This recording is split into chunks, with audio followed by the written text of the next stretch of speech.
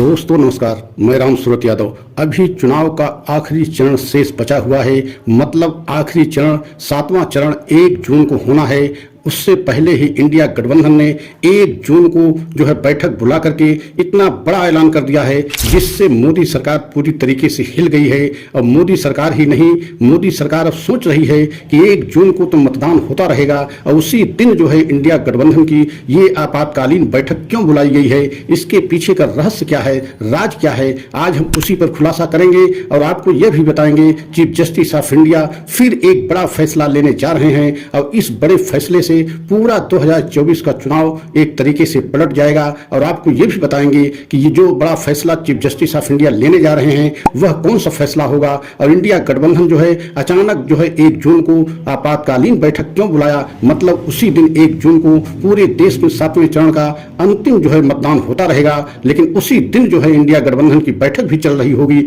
उसमें क्या फैसला होगा, आज हम इसी पर आपको पूरी जो है सच को बताएंगे। लेकिन अगर आप हमारे चैनल पर पहली बार हैं तो चैनल को लाइक सब्सक्राइब कर लें, वीडियो को अंत तक जरूर देखें, क्योंकि वीडियो को अंत तक नहीं देखेंगे तो पूरा सच आपके समझ में नहीं आएगा। तो सबसे पहले आपको ये बताना चाहते हैं कि इंडिया गठबंधन की 1 जून को जो बैठक होने जा रही है उसमें बहुत बड़ा जो है निर्णय लेने की संभावना दिखाई दे रही है। और वह निर्णय जो है पहले चरण और दूसरे चरण को बड़े मतदान को लेकर के हो सकता है, क्योंकि आप जानते हैं कि पहले चरण का मतदान 19 अप्रैल को हुआ था और दूसरे चरण का मतदान 26 अप्रैल को हुआ था। लेकिन दोनों का आंकड़ा चुनाव आयोग 11 दिन बाद मतलब 30 अप्रैल को जारी किया था और उस आंकड़े में जो है 5 से 7% वोट जो की बढ़ोतरी हो गई थी और 1 करोड़ 16 लाख मतदाता बढ़ गए थे। तो आप समझ सकते हैं कि इसी बात को लेकर के इंडिया गठबंधन चाहता है कि जो है मतगणना से पहले मतलब 4 जून से पहले इस पर सुनवाई होनी चाहिए, क्योंकि अगर इस पर सुनवाई होगा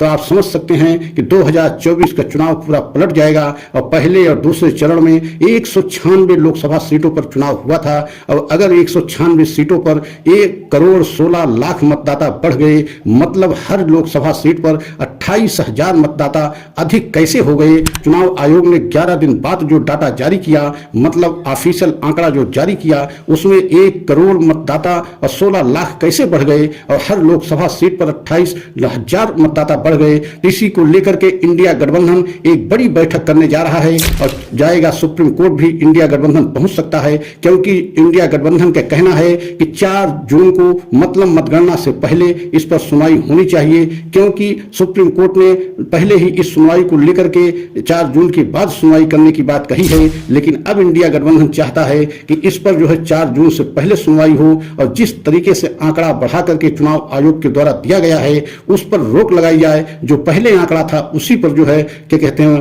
पूरी तरीके से मतगणना होनी चाहिए। तो आप समझ सकते हैं अगर ऐसा इंडिया गठबंधन ने निर्णय लिया तो सबसे बड़ी जो है परेशानी चुनाव आयोग को होगी और प्रधानमंत्री मोदी को जिस तरीके से ये कयास लगाया जा रहा है कि पहले और दूसरे चरण में बहुत बड़ा खेला हो गया, तो लग रहा है उस खेले पर एक तरीके से रोक लगाने के लिए इंडिया गठबंधन की ये 1 जून को होने वाली बैठक में अहम फैसला हो सकता है। और चीफ जस्टिस ऑफ इंडिया ने भी संकेत दिया है कि हम इस पर सुनवाई जो है जल्द कर सकते हैं, क्योंकि अगर चुनाव के बाद इस पर सुनवाई होगी तो इसका कोई मतलब नहीं होगा। तो आप समझ सकते हैं कि चीफ जस्टिस ऑफ इंडिया भी अगर इस फैसले को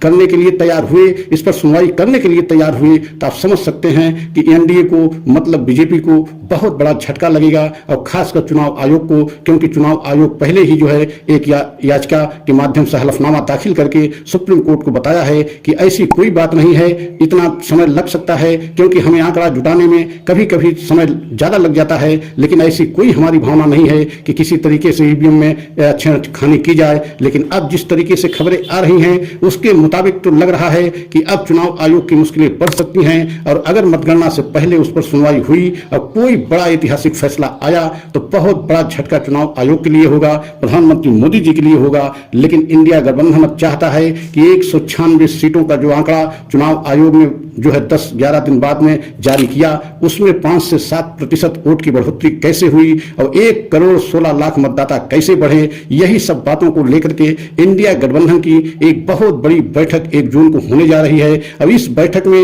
हो सकता है कि पीएम चेहरे पर भी एक तरीके से सहमति बन जाए, क्योंकि पीएम चेहरे को लेकर के जिस तरीके से विपक्ष के द्वारा इंडिया गठबंधन पर हमला किया जाता रहा, इंडिया गठबंधन भी अब चाहता है कि 4 जून को मतगणना होना है और उसके बाद परिणाम 4 जून को शाम तक आ जाएगा। तो उससे पहले जो है प्रधानमंत्री पद को लेकर के, पीएम पद को लेकर के क्यों न सहमति बना ली जाए। तो दूसरी तरफ ये दूसरा बहुत बड़ा ऐतिहासिक फैसला इंडिया गठबंधन कर सकता है, जो पीएम चेहरे को लेकर के कर सकता है। उस पर मुहर लगा सकता है कि कौन जो है इंडिया गठबंधन की तरफ से पीएम चेहरा होंगे। वैसे जो कयास लगाया जा रहा है राहुल गांधी को लेकर के लगाया जा रहा है कि अगला जो है इंडिया गठबंधन के पीएम चेहरा राहुल गांधी होंगे, क्योंकि आपने चुनाव में देखा भी है कि अमित शाह और प्रधानमंत्री मोदी जी एक तरीके से राहुल गांधी को ही पीएम चेहरा मानते रहे और राहुल गांधी को निशाने पर लेकर के हमला करते रहे। लेकिन अब देखना यह है कि क्या निर्णय होता है इंडिया गठबंधन की बैठक में, और चेहरा जो है प्रधानमंत्री के रूप में राहुल गांधी के पूरे देश के सामने आता है या कोई चौंकाने वाला फैसला आ सकता है। सीजीआई चंद्रचूड़ क्या जो है कोई बड़ा ऐतिहासिक फैसला लिख सकते हैं, इस पर भी कयास लगाया जा रहा है। अगर हमारा यह वीडियो अच्छा लगा हो तो लाइक सब्सक्राइब करें, कमेंट के द्वारा अपनी राय अवश्य दें। अगला वीडियो पुनः लेकर के आएंगे। जय हिंद, जय भारत।